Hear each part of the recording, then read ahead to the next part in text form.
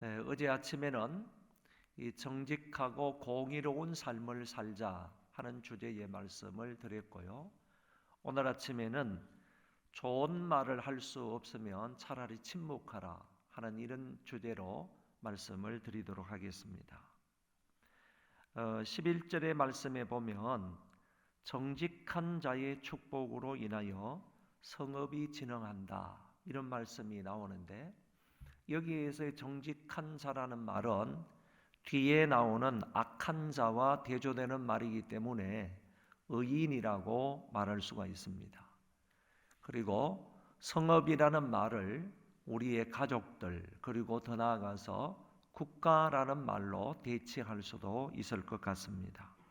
그래서 이 말씀을 간단하게 해석을 해보면, 정직한 자, 의인의 축복으로 인하여 성읍이 크게 번성하고 번창한다, 이렇게 말할 수 있을 것 같고, 뒤에 말은 악한 자들의 말과 행동으로 결국 가정과 사회와 국가가 무너진다, 망한다 하는 말로 설명할 수 있을 것 같습니다. 그러니까 11절 말씀을 통하여서 우리가 알게 되는 것은, 나 한 사람이 나 한 사람으로 끝나는 것이 아니고 나 한 사람으로 인하여서 가족들과 사회와 국가에 아주 지대한 영향을 미치게 된다 하는 점을 우리가 알 수가 있는 것입니다. 정말 나 한 사람이 이 세상에서 의롭게 살고 정직하게 살아갈 때 그 한 사람을 하나님께서 복을 베풀어 주시니까, 그 한 사람에게 여호와께서 의로운 사람, 정직한 사람에게 복을 베풀어 주시니까 그 사람으로 인하여 성읍이 번창하게 되고, 가정뿐만 아니라 나라와 민족도 번창하고 창대해질 수 있다.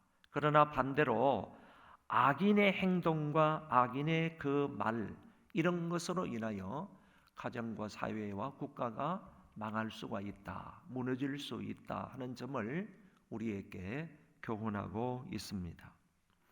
우리 도시가 축복의 도시가 되려면 그만큼 믿는 사람들이 많아져서 그 믿는 사람이 그 도시와 성읍을 위해서 기도하고 삶을 바르게 살아가는 것이 이처럼 중요한 영향을 미칠 수 있다 하는 점을 기억했으면 좋겠습니다.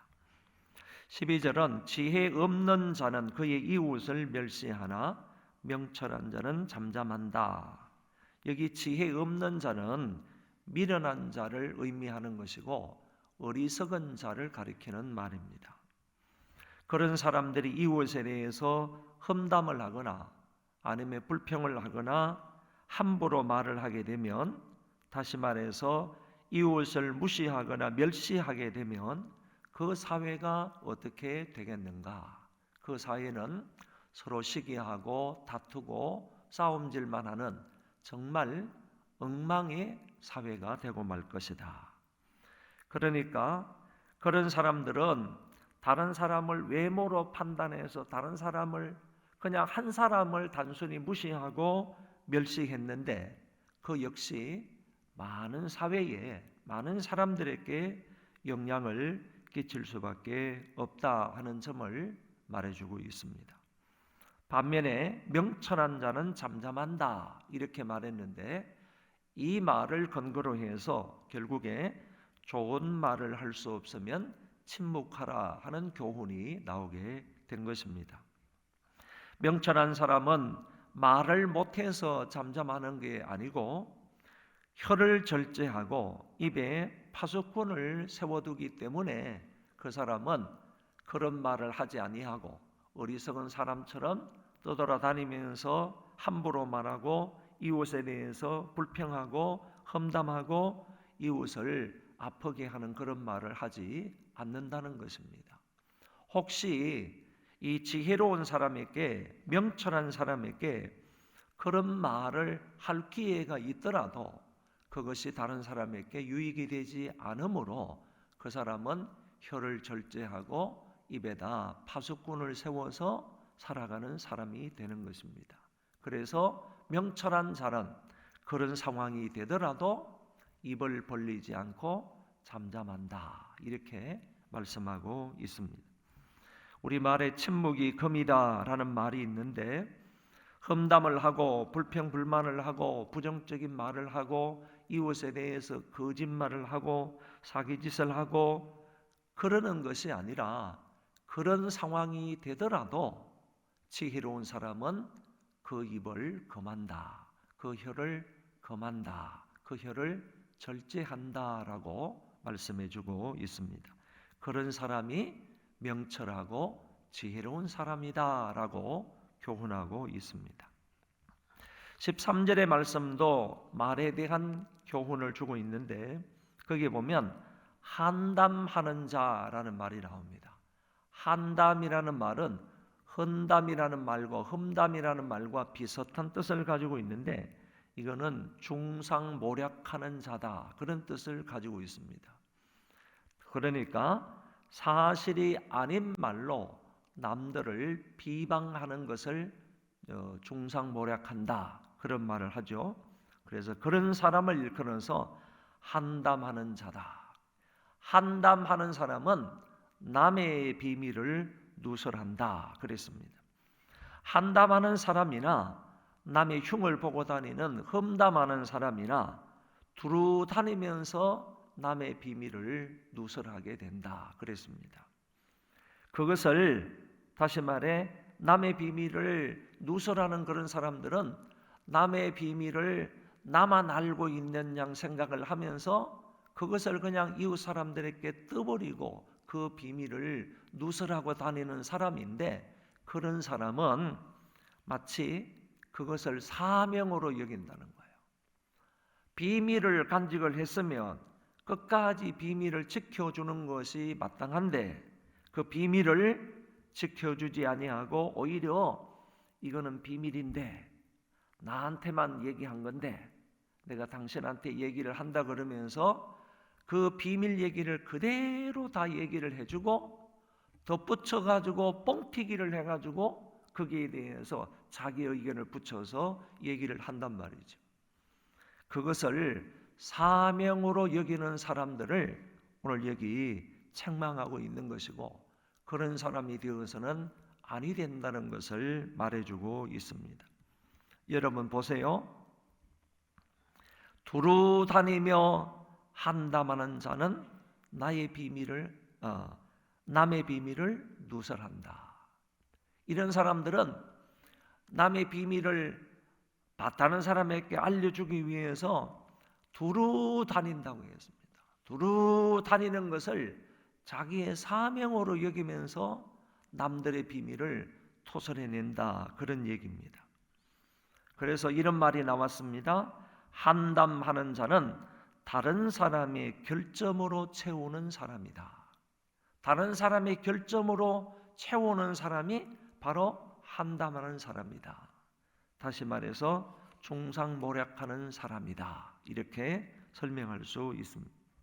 그러나 반대로 마음이 진실한 사람은 남의 비밀을 숨겨준다. 이렇게 설명할 수 있고 현명한 사람은요 입을 지킴으로 신뢰를 받는 사람이다. 이렇게 설명할 수가 있겠습니다. 14절에 보면 지략이 많으면 백성이 망하여도 없으면 백성이 망하여도 지략이 많으면 평안을 누리느니라. 다른 잠언서의 말씀에 보면 지략이 없으면 백성이 망한다. 이 말을 묵시가 없으면 백성이 망한다. 이렇게 되어 있습니다. 그러니까 다른 성경에 비해서 말한다면 지략이라는 말을 묵시라는 말로 바꾸어도 틀리지 않겠다. 이렇게 생각할 수가 있는 거죠. 지략이라는 말은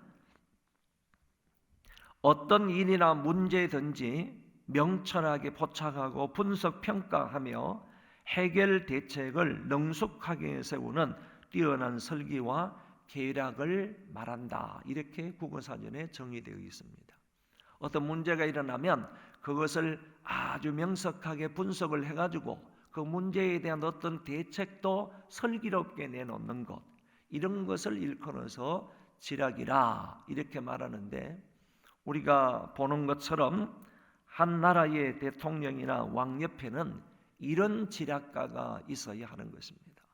이런 지략가가 있어야 그 나라가 지속적으로 평안하게 든든히 서갈 수 있다 하는 점을 알 수 있게 되는 것이고요.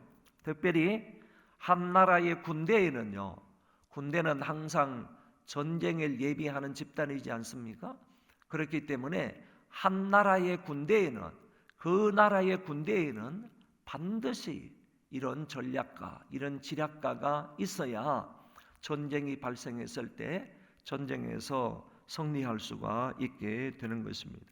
이것뿐만 아니라 우리가 대학을 진학한다든지 아니면 결혼을 한다든지 직업을 선택한다든지 또는 내 인생 전반에 걸쳐서 내 모든 인생의 경로에도 반드시 이런 지략이 필요하다는 것입니다. 국가만 지략가가 필요한 것이 아니고 나 개인에게도 분명히 지략이 필요하다는 거죠. 다시 말해서 하나님의 묵시가 필요하다는 겁니다. 그것이 없으면 그 가정이 망하는 것이고 그 인생도 망하는 것이고 그 나라도 나아가서 망하게 된다 하는 것을 성경은 잠언서에서 분명하게 밝혀주고 있는 것입니다. 지략이 없으면 백성이 망한다고 했습니다. 저와 여러분들은 가정을 세우고 교회를 세우고 우리가 속해 있는 사회와 국가를 세우기 위해서는 저와 여러분들에게도 반드시 하나님이 주시는 묵시, 지략이 있어야 할 것입니다. 15절에 보면 타인을 위하여 보정이 되는 자는 손해를 당하여도 보정이 되기를 싫어하는 자는 평안하다. 많은 말들이 있는 구절이기도 합니다. 그러면 보정을 서지 말라는 얘기인가? 어떤 일에도 보정을 서지 말라는 얘기인가? 이렇게 생각할 수 있는데, 많은 주석가들의 말에 의하면 이런 경우에 보정을 서지 말라 하는 의미이다라고 가르쳐주고 있습니다. 첫 번째는 모르는 사람을 위하여 빚보정을 서지 말라는 뜻이다. 이거는 성경에 있는 말이에요. 내가 잘 알지도 못하는 사람인데 내가 보정을 서줌으로 인해서 멋진 사람처럼 보이는 거, 저 사람 좀 의리 있는 사람처럼 보이는 거, 이런 것을 위해서 보정을 서지 말라라고 얘기를 하고 있고요. 두 번째는 무책임한 사람이 돈을 빌리는데 보정을 서지 말라라는 뜻이라고 합니다. 그런 사람의 보정은 분명 손해를 보고 말 것입니다. 그래서 이 보정이라는 말을 어떤 사람은 다른 사람의 미래의 재정을 내가 책임지겠다 하는 약속이다 이렇게 설명하기도 합니다. 다른 사람의 미래의 재정 부분에 대해서 내가 책임을 지겠다는 그런 약속이 바로 보정이라고 설명을 하고 있는 것입니다. 무책임한 사람이 돈을 빌리는데 거기에 보정을 서면 그 사람의 미래적인 재정에 대해서 내가 책임을 지겠다, 잘못되면 내가 책임을 지겠다 하는 그런 약속이기 때문에 이 보정은 설 필요가 없다. 무책임한 사람의 빚보정을 설 필요가 없다. 돈을 빌리는데 애써 보정을 쓸 필요가 없다. 그리고 세 번째는 자기의 능력으로 감당할 수 없는 그런 보정을 서지 말라. 자기도 능력도 안 되는데 거기에 가가지고 당신하고 또 당신이 서니까 그 사람도 선다고 하니까 당신이 거기에 서달라 이렇게 부탁을 해도 당신의 능력이 되지 않으면 그런 보정을 설 필요가 없다 하는 뜻으로 설명한다 이렇게 얘기해 주고 있습니다. 그래서 어쨌든 이 주석가들이 말하는 이런 세 가지 면들을 정리를 해드렸기 때문에 저와 여러분도 이런 경우에는 절대로 빚보정을 서지 않는, 요새는 많이 없었지만은 그런 보정을 서지 않는 우리가 되었으면 좋겠습니다. 우리 교회도 과거에 빚보정을 서서 친구에게 빚보정을 써가지고 지금까지도요 그 애쓰고 정말 노력하는 분이 있어요. 월급이 다 들어오면 부부 월급이 다 그쪽으로 다 빠져나갈 정도로 지금 너무 고통스럽게 경제적으로 어려움을 당하는 사람이 있거든요. 그러니까 분명히 그런 사람은 평안함이 없어요. 평안함이 없다고요. 그러니까 이 빚보정을 서주게 되면 평안을 잃는 거죠. 마음의 평안을 잃는 거예요.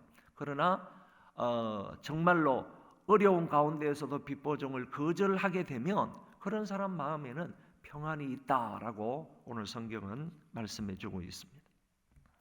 16절의 말씀에 보면 유덕한 여자와 건면한 남자를 대조해서 설명하고 있습니다.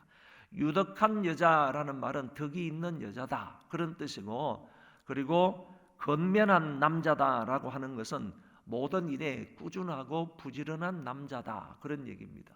그러면 그 유덕한 여자나 건면한 남자에게 따라오는 것도 당연히 좋은 것이지 않겠습니까?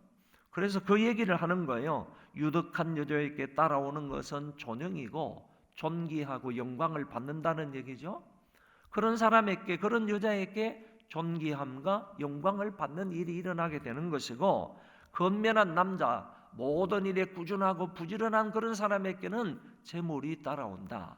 두 가지 다 따라오는 것이 그 사람과 그 가족들에게 유익을 준다 하는 것을 말씀해 주고 있는 것입니다.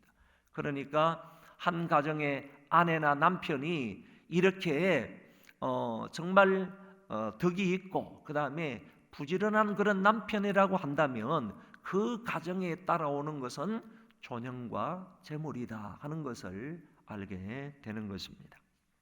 17절은 인자한 자는 자기의 영혼을 이롭게 하고 잔인한 자는 자기의 몸을 해롭게 하느니라. 이 말씀을 여러분 잘 보시기를 바랍니다.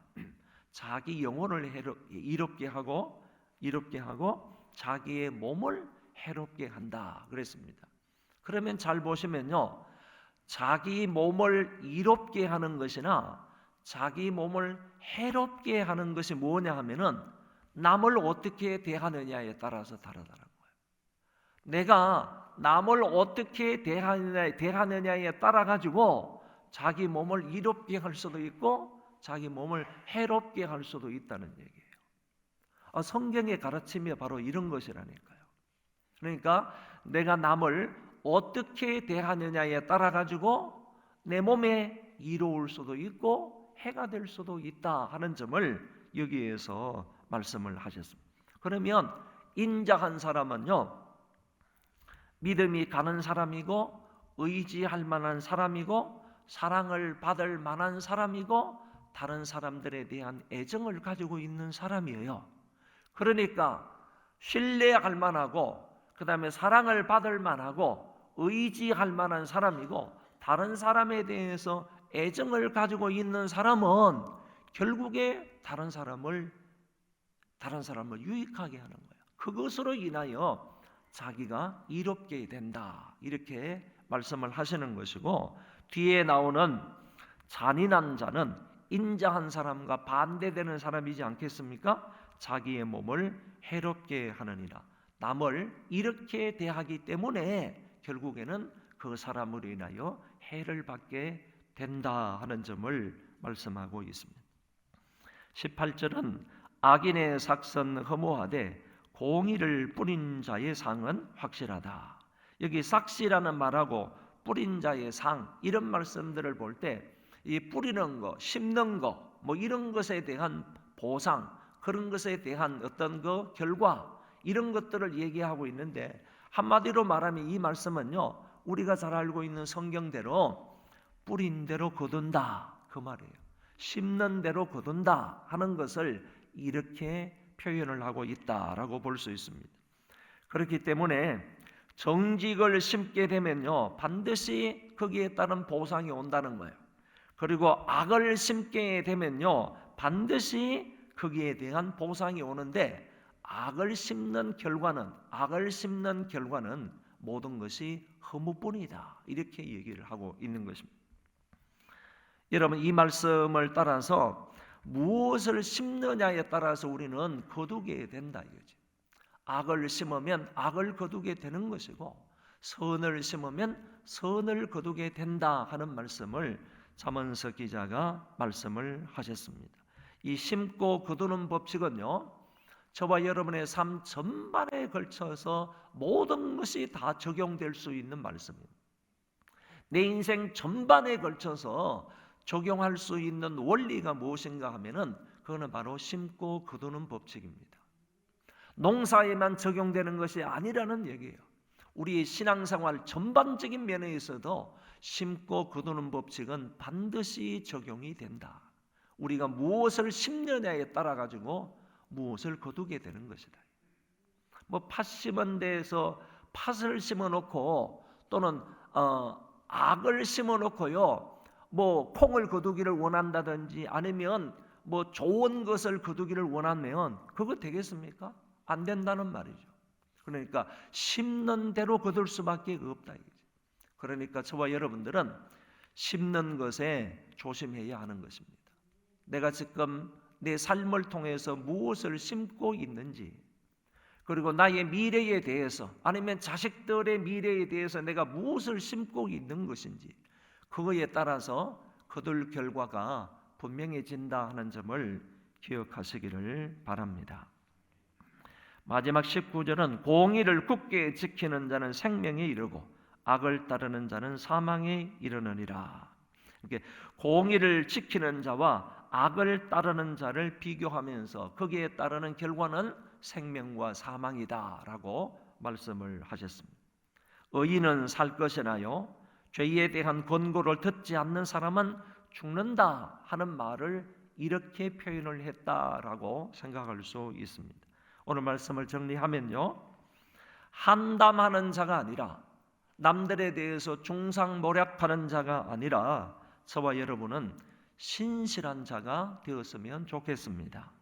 그런 자가 하나님의 은혜와 복을 누리는 것입니다.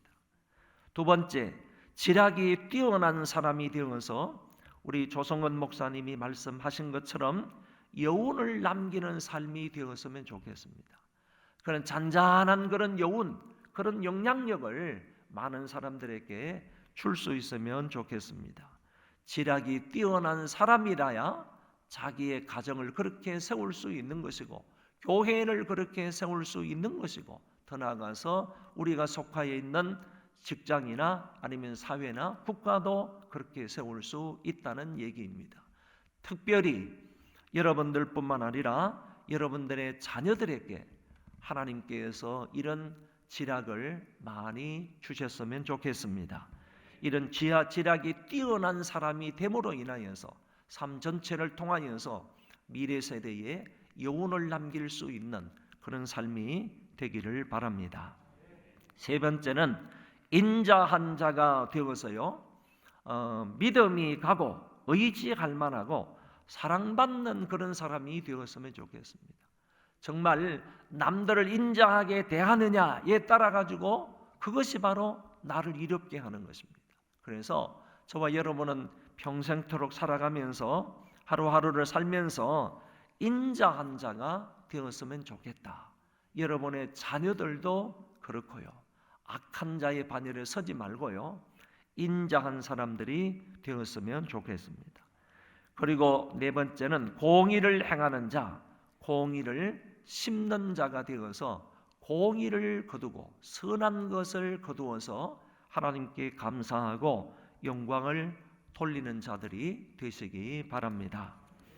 이 시간 우리 예수님처럼 바울처럼 찬송하고 난 이후에 지략이 뛰어난 사람, 인자한 사람이 되어서 사회에 좋은 영향력을 주는 그런 사람이 되게 해달라고 함께 기도하도록 하겠습니다.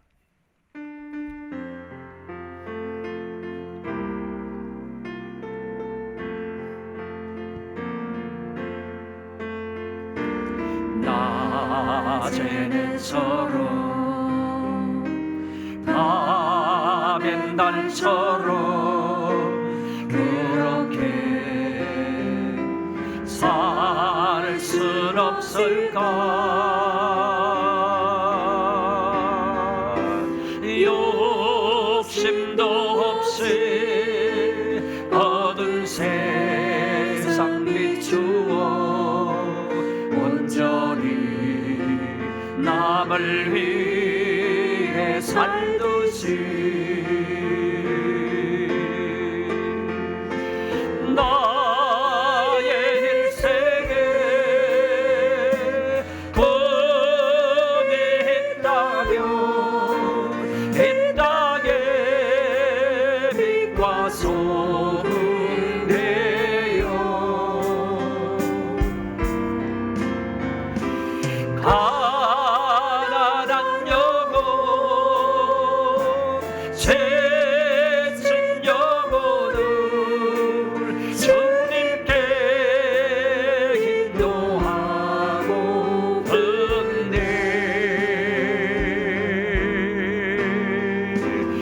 나의 욕심이 나의 못난 자가 언제나 그다란친대요.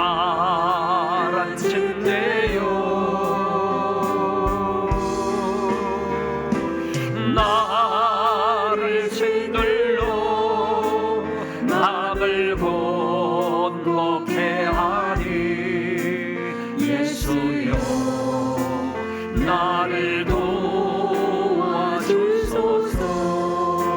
예수님처럼 바울처럼 예수님처럼 바울처럼 그렇게 살 순 없을까? 남을 위하여 당신들의 온몸을 온전히 버리셨던 것처럼 주의 사랑은 베푸는 사랑 값없이 거저주는 사랑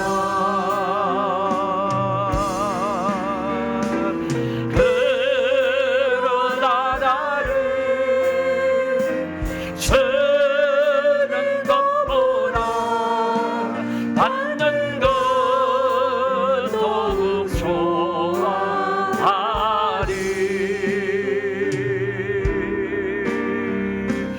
나의 입술은 주님 닮은 듯하나 내 마음은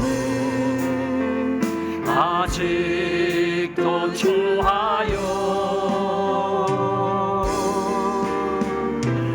받을 사랑만 계속하고 있으리. 예수여 나를 도와주소서.